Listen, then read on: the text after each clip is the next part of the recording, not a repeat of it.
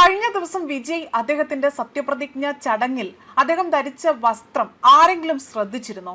അദ്ദേഹം സാധാരണയായി കണ്ടുവരുന്ന വൈറ്റ് ആൻഡ് വൈറ്റിൽ നിന്നും വ്യത്യസ്തമായിക്കൊണ്ട് ഒരു പവർ സ്യൂട്ടാണ് ധരിച്ചത്.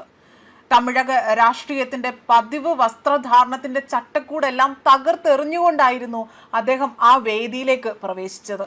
ഇതിപ്പോൾ സോഷ്യൽ മീഡിയയിൽ ഒന്നടങ്കം വലിയ ചർച്ചകൾക്ക് വഴിവെച്ചിരിക്കുകയാണ്. കാമരാജ് മുതൽ MGR വരെയും, എനിക്ക് തോന്നുന്നു കരുണാനിധി മുതൽ ജയലളിത വരെയും MK സ്റ്റാലിൻ വരെയും പിന്തുടരുന്നിരുന്ന ആ ഒരു പരമ്പരാഗത വൈറ്റ് ആൻഡ് വൈറ്റ് രാഷ്ട്രീയ ആ ഒരു വേഷധാരണത്തിന് അതിന് പകരമായിട്ടാണ് ഇപ്പോൾ വിജയ് ആകട്ടെ പുതിയൊരു ലുക്ക് തിരഞ്ഞെടുത്തിരിക്കുന്നത്.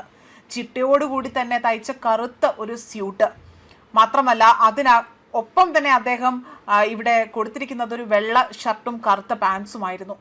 ലളിതമെന്ന് തോന്നിച്ചെങ്കിൽ പോലും ഒരു പ്രൊഫഷണൽ പവർ ഡ്രസ്സിങ്ങിന്റെ എല്ലാ ഭാവവും വിജയുടെ വേഷത്തിൽ ഉണ്ടായിരുന്നു എന്നതാണ് എടുത്തു പറയേണ്ടത്.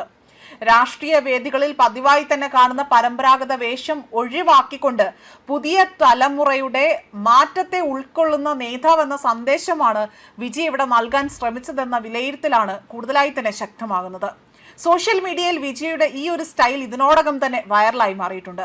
ഇത് വെറും ഒരു വസ്ത്രധാരണമല്ല, ഒരു പുതിയ രാഷ്ട്രീയ ബ്രാൻഡിംഗ് ആണ് എന്ന അഭിപ്രായം പോലും ഉയർത്തുന്ന നിരവധി ആളുകളുണ്ട്.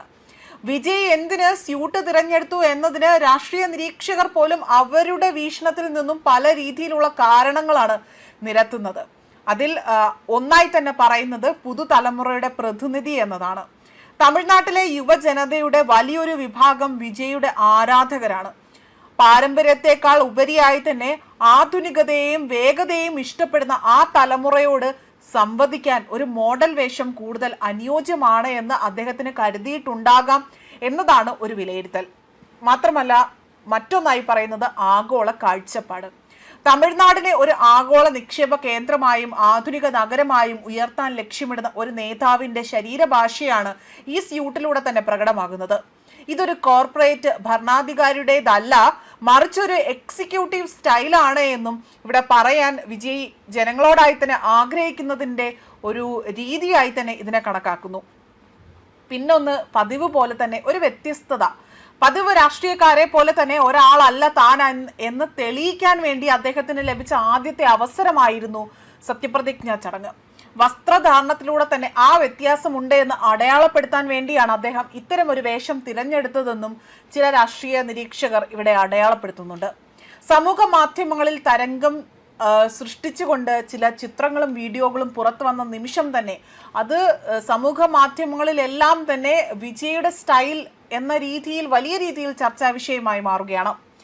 മാത്രമല്ല, ഫാൻസ് പേജുകൾക്കൊപ്പം തന്നെ ഫാഷൻ വ്ളോഗർമാർ പോലും രാഷ്ട്രീയ വിശകലന വിദഗ്ധർ പോലും ഈ ലുക്കിനെ പുകഴ്ത്തി സംസാരിക്കുന്നുണ്ട്.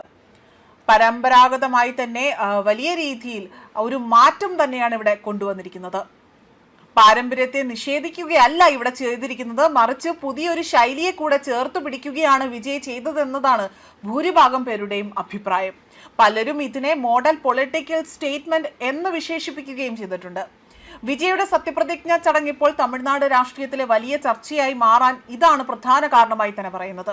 ഇത് വെറും ഒരു വസ്ത്രധാരണമല്ല, ആ ഒരു മാറ്റമല്ല, മറിച്ച് തമിഴക രാഷ്ട്രീയത്തിന്റെ തന്നെ മാറ്റുന്ന ഒരു സ്വഭാവത്തിന്റെ സൂചന കൂടിയാണ് ഇവിടെ വിലയിരുത്തപ്പെടുന്നത്. പഴയകാല രാഷ്ട്രീയ വിശകലനങ്ങളിൽ നിന്ന് മാറിക്കൊണ്ട്, അല്ലെങ്കിൽ ആ ഒരു ശൈലിയിൽ നിന്ന് മാറിക്കൊണ്ട് വ്യക്തിപരമായ ബ്രാൻഡിങ്ങിനും ആധുനിക രാഷ്ട്രീയ അവതരണത്തിനും കൂടുതൽ പ്രാധാന്യം ലഭിക്കുന്ന പുതിയ കാലഘട്ടത്തിലേക്കാണ് തമിഴ്നാട് നീങ്ങുന്നത് എന്നതാണ് രാഷ്ട്രീയ നിരീക്ഷകർ ചൂണ്ടിക്കാണിച്ചിരിക്കുന്നത്. അതിന്റെ ഏറ്റവും വലിയ ഒരു ഉദാഹരണമായി തന്നെയാണ് വിജയുടെ സത്യപ്രതിജ്ഞാ വേദി ഇവിടെ വിലയിരുത്തപ്പെടുന്നത്.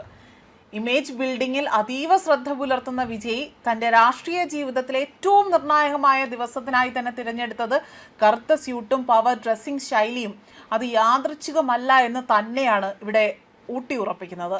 മറിച്ച് സസൂക്ഷ്മമായ പ്ലാനിങ്ങിൻ്റെയും രാഷ്ട്രീയ ബ്രാൻഡിങ്ങിൻ്റെയും ഭാഗമായിട്ടാണ് അതിനെ കാണുന്നതെന്നും പരമ്പരാഗത രാഷ്ട്രീയ നേതാവല്ല, പുതിയ തലമുറയുടെ കോർപ്പറേറ്റ് സ്റ്റൈൽ ലീഡറാണ് വിജയ് എന്ന സന്ദേശം ഈ വേഷത്തിലൂടെ നൽകാൻ ശ്രമിച്ചു എന്ന അഭിപ്രായം പോലും ശക്തമായി തന്നെ ഉയരുന്നുണ്ട്.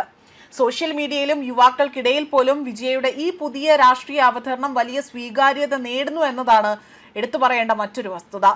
ന്യൂസ് ഡെസ്ക് കർമ്മ ന്യൂസ്.